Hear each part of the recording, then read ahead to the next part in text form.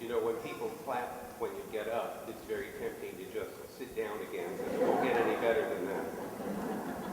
The President Leonard, distinguished faculty members, parents and friends of the class of 2009, and ladies and gentlemen, it's a real honor to be here. I remind myself, however, whenever an honorary degree is given, the Latin roughly translated is, you didn't earn this. So I keep that in mind. I should explain that I had originally intended to be here last year. And in fact, graduation exercises were May 25th, 2008. However, I called and begged President Leonard to postpone my commencement speech until this year. And I knew, because he was an ardent trekker, that he would understand my dilemma. On that date, last year, the Phoenix Mars lander was scheduled to land at the North Pole of Mars. My Jet Propulsion Lab team, with whom I've worked for the last 10 years, had some software on board that spacecraft, and we were invited to be in the control room at the time that the Phoenix Mars lander arrived. And so I asked for permission to delay my arrival here, and I am thankful to President Leonard for your accommodation.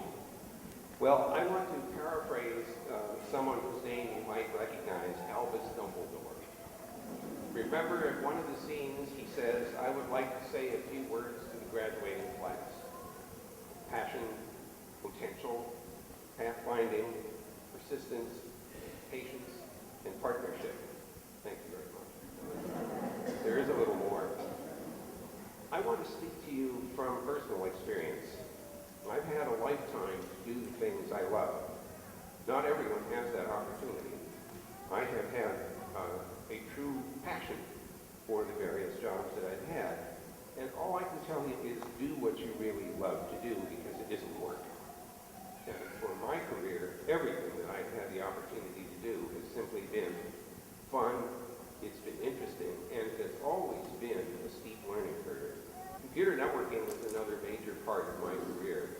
And I have to tell you that one of the things that has attracted me so much to it is that you can do something here and something happens over there. Now, some of you will remember that Einstein didn't like the idea of entangled particles which come out of quantum theory. He called it spooky action at a distance. And that's kind of what happens in networking, because you do something and 10,000 miles away, something else happens elsewhere. And you can imagine what that's like when the thing is several hundreds of millions of miles away, someplace off in the solar system. So passion is an important ingredient in a successful career. Pathfinding is another one.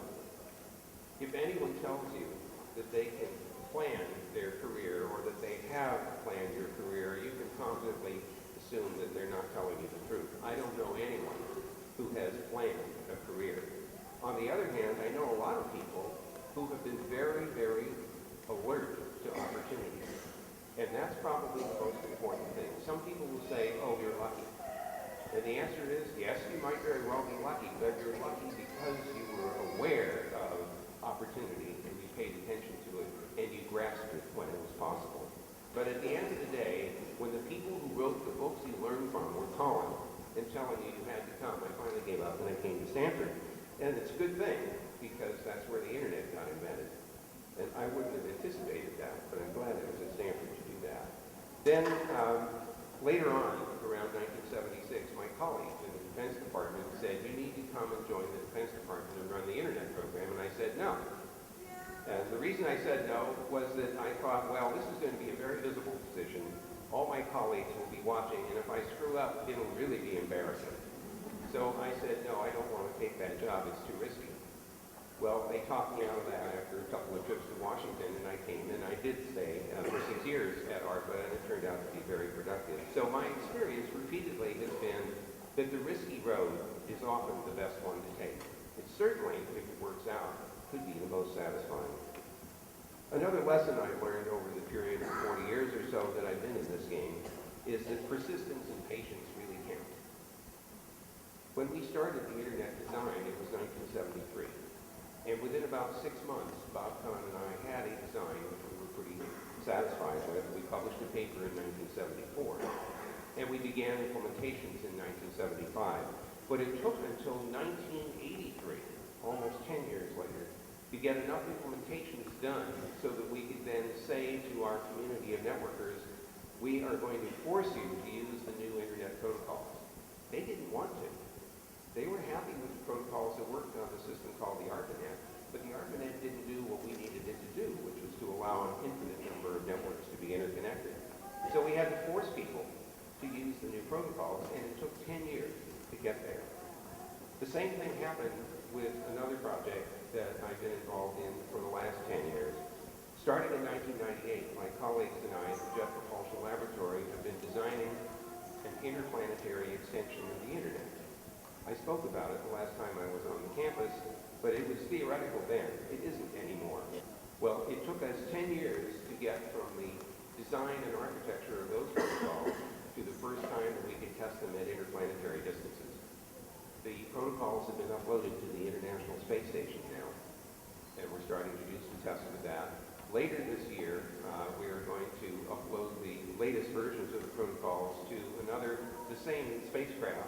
It's on its way to visit another comet in 2011, and NASA has given us permission to use the resources to test our protocols again. So by the end of this year, we'll have a 3-node interplanetary system in operation for the International Space Station, sites on Earth, and sites on what is now called the Apophis spacecraft.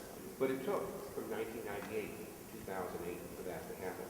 We were persistent, we were patient, we were determined, and we fought many, many battles to get to the point where people were willing to accept these new ideas. Partnership is another part of another ingredient in success. Sigrid and I are going to celebrate our 43 years of marriage in September, and I think part of the reason it's worked out is that I travel 85% of the time and I'm never home. On the other hand, I couldn't ask for a better partner because Sigrid implicitly knows what to do when something needs doing. And of course, she's not afraid to make a little list of things that I should do when I finally get home from my travels. But it's been a wonderful partnership. It only lasts that long if, in fact, you recognize the utility of working together. All of my successful work in the technical fields has been done with partners. Bob Kahn and I have worked together since 1970, almost 40 years now. I've found that those kinds of partnerships are the most stimulating because you are faced with a forest of ideas and you don't know which ones are the right ones to pursue. Having someone else to try this idea on is probably, for me, the most stimulating working environment I can think of. But the fact is that partnership really is what has made the internet happen. If you think about the millions of people who have contributed to this infrastructure over time, you can see why that would be the case. Nothing this big happens unless a lot of people want it to happen. A lot of people want to contribute to it. Some people spending their entire careers, others doing surprising things. The 2 young men that started Google started out at Stanford University in 1998 saying, we're going to index the entire internet. And of course, even then, 10 years ago, people thought that was pretty silly. Of course, it turned into quite an interesting company. Yahoo was another company started by 2 graduates from Stanford University. The 2 guys who started YouTube about 3 years ago, I'm sure had no idea what it was going to turn into. Now it is really a medium of expression for a global community that otherwise would not have a voice to speak. So in the end, partnership really counts.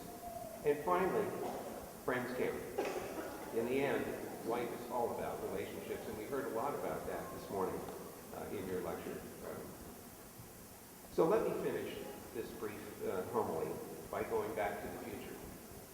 In the last episode of Back to the Future, Doc Brown holds up a piece of paper, and he says, it's blank. And the reason it's blank is that the future hasn't been written yet. That's your job, graduating class of 2009, to write the future. So make it a good one. Thank you.